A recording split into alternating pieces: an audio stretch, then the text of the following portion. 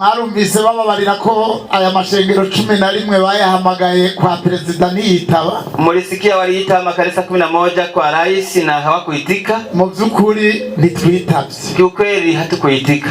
Hanyuma kutitaba ni kwabaye kugayana. Kutokuitika si mazarau. Twaretse kwitaba twisunza amategeko. Hanyuma kutitaba ni kwabaye kugayana. Kutokuitika si mazarau. Twaretse kwitaba twisunza amategeko. Kuko aya mashengero 11 yaracemera uburongozi bwa Cepbu. Makanisa ya 11 yalikuwa nakubaliana na uongozi wa Cepbu. Umusekretari general wa Cepbu twaremera ko ari waduserukira imbere y'amategeko. Mwakilishi wa Cepbu tulikuwa tunakubaliana kwamba ndiye anatuwakilisha kisheria. No kuvuga rero ngo iyo twitaba twebwe twese amashengero tumukuye. Ishure ry'abarundi bose ni ishure ribategurira guca bugufi, guhariranira, gusubiza hamwe, iterambere hamwe no kuroranirwa. Tubandanye urugendo maze tugaruze umunezero Satani yatunyaze. Mu minsi iheze twari twababwiye ingene vyifashe mu ishengero rya Pentecote. Twaherukana tubabwira yuko Kiremba yasubijwe president yayo. Ubu rero ishengero rya Pentecote y'Ikiremba rifise ubwigenge canke rifise ya president ryahorana kera ibintu bitaraparangana. Twarabajije duti none bimaze kugenda uko wampaye inka, mwibaza yuko intambwe ikurikira izoba yahe? Ubu biragaragara yuko J11 yari yaciye mu nzira atariyo. Twaragarutse kuri iyi myifato itabereye aba bantu bagize mu guhamagagwa n'umukuru w'igihugu bakanka kugenda, bagahamagagwa inshuro 4 zose bakanka kugenda. Twaravuze duti none abantu bameze nk'uku bazosubira kwigisha abayoboke babo ibijanye no guca bugufi, ibijanye no kugamburukira abaganza? Numva vyoba bisa nibigoye. Inkuru rero igezweho nuko konte z'amahera ya Cepbu Zugawe. Aha rero murumva yuko bitanguye kutoroha. Ndabibutse ko Cepbu mu biro vy'umukuru w'igihugu bayagirije kwitwara nk'ishengero. Ubu rero murumva byatanguye kuba hajya kudaca bugufi ni ingwara mbi. Iyo ukomantaje umutima akenshi gashoboka vyama birangira umaramaye. Rero urongoye Cepbu kino gihe nizera yuko amaze gutahura ko yaciye mu nzira idashika. Ubu muri J11 nibaza yuko bose bamaze kubona yuko baciye mu nzira atariyo. Nka ca kibazo mperuka kubabaza ibi bitaraba. N'ubu reka ndabasubire nimuvyimbigwe. Mubona intambwe ikurikira izohava ibiyahe mu gihe bamaze kugara konte za Cepbu? Nimba mwankurikiranye mwishure muri commentaire. Mu gusozera reka nsozerere kuri rino kete Kiremba iheruka kwandikira umwungere wa mbere wo mwishengero rya Pentecote Igitega. Haraheze imisi 4 rirungitswe. Ryarungitswe itariki 20 z'ukwezi kwa 4 mwaka wa 2025. Rigira riti: kuri nyakubahwa umwungere Claver ngenda kuri yo ishengero rya Pentecote y'Igitega hari Igitega. Imvo ibijanye n'ibikorwa vy'ishengero. Nyakubahwa mwungere agakwabo, tubanje kubaramutsa tubipfuriza amahoro y'Imana na Pasika nziza. Twizere kandi ko iri kete risanze mukomeye. Igituma tubandikiye iri kete n'amakenga ishengero rya Pentecote ry'Ikiremba rifise ku bijanye n'irongorwa ryaryo. Aho mwebwe murirongoye mwifatanya n'abariko bahindura ishirahamwe Cepbu ishengero. Aha kantu murakumva?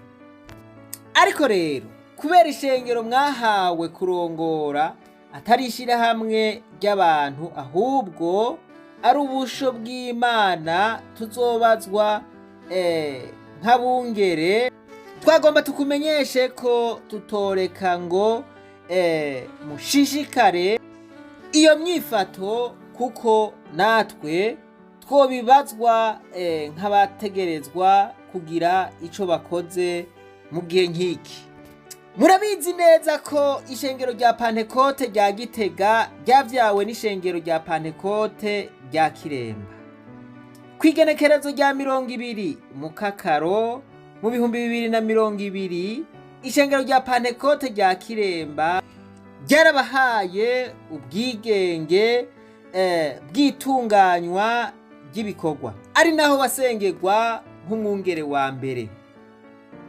Ariko murazi ko gushika uyu munsi rikora ryisunze agrema yo kuwa 8 Ruhuhuma mu 1961 y'ishengero rya Pentecote ry'Ikiremba, kuko atabwigenge riraronka imbere y'amategeko.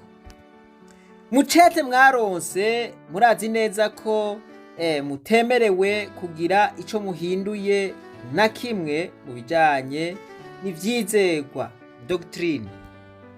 Mu nama umuhisi umwungere w'ishengero rya Pentecote ry'Ikiremba Ndikunkiko Eri yatunganije mu gashikanwa mu kwezi kwa Ntwarante umwaka w'2024 yaratumenyesheje ko ishengero rya Pentecote ry'Ikiremba rigiye gusubiramwo amategeko arigenga kugira yisunge ibwirizwa ry'igihugu rigenga amashengero ryo mu 2022, ari naho yasaba ko namwe mwoca mutegura amategeko agenga amashengero yanyu kugira murondere ivyete bibemeza nk'amashengero yigenga agrema.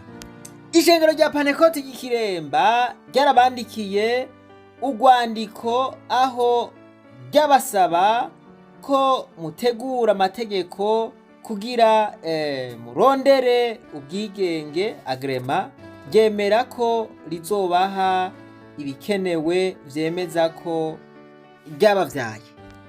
Icagiye kudutangaza, twagiye twumva ngo muri mw'ishengero ryitwa Cepbu. Twebwe Cepbu tuzi akaba ari ishirahamwe ry'amashengero ya Pentecote mu Burundi ridaharanira inyungu, ryashizweho n'ayo mashengero na mwebwe murimwo. Nyakubahwa mwungere, ivyo tubona biriko birakogwa n'ivyo twumva muvuga biradutera amakenga cane nk'ishengero ryavyawe, kuko dusigaye tunatinya ko tuzohava dusanga n'akaranga ngenderwako k'ishengero mwagahinduye. Birababaje cane kandi ntibitahuritse.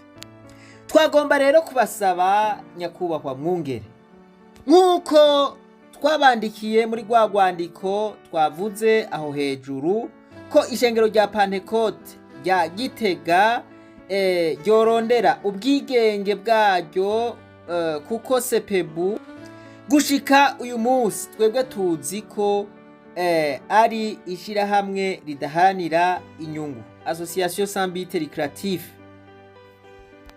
Nk'uko igipapuro kivyemeza co mu 1975 kivuga, mukabona naho bitagishoboka ko mubikora mwisunza amategeko y'igihugu n'ay'ishengero ruvyara, mutubwire kugira tumenye ingene ishengero rya Gitega rironka ubundi burongozi, kuko mwebwe tubona muriko murijana aho tutazi.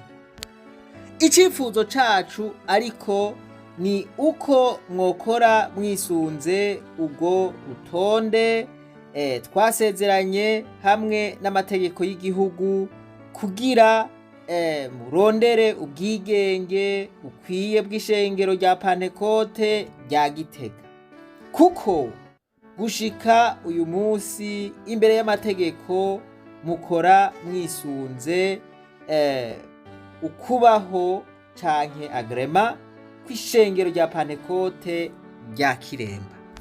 Tukaba turangije tubifuriza amahoro y'Imana, kandi twizera ko mugiye kuduha inyishu nziza. Imana ibahezagire. Iri kete rero ikaba ryatewe ku mukono n'uwuserukira ishengero rya Pantekote y'Ikiremba imbere y'amategeko, Pasteur Oscar Nkunzimana, n'umwungere wa kabiri akaba n'icegera c'umukuru w'inama ya bose, Revera Pasteur Eliakim Nirikana. Abamenyeshejwe urwandiko, umwungere wa kabiri w'ishengero rya Pantekote rya Gitega, abapasiteri b'ishengero rya Pantekote ry'Igitega. Nuko amakuru y'uno munsi kubiraba ishengero rya Pantekote akaba agarukiye ngaha. Ntiturabona urwandiko umwungere wa mbere w'ishengero rya Pantekote ry'Igitega yoba yarasubije ishengero rya Pantekote ry'Ikiremba. Niyo twaruronka tuzoheza nago turubashikirize. Ikibazo ni cakindi mu gusozera, intambwe ikwirikira ibi byose twababwiye, byaba ibya Cepbu nibi, mwibaza yuko izoba iyahe? Imana nibahezagire, twibandanirize rwa rugendo rwacu, maze tugaruze umunezero Satani yatunyaze. Umuntu atarashika mu ishuri ry'abarundi bose turamuhaye kaze. Umuntu ataragira subscribe ku ishuri ry'abarundi bose tumusabe abikore, afyonde kuri gem, afyonde no kuri kakazogera, kugira ngo ntihagire icigwa c'ishuri ry'abarundi bose kizomusimba.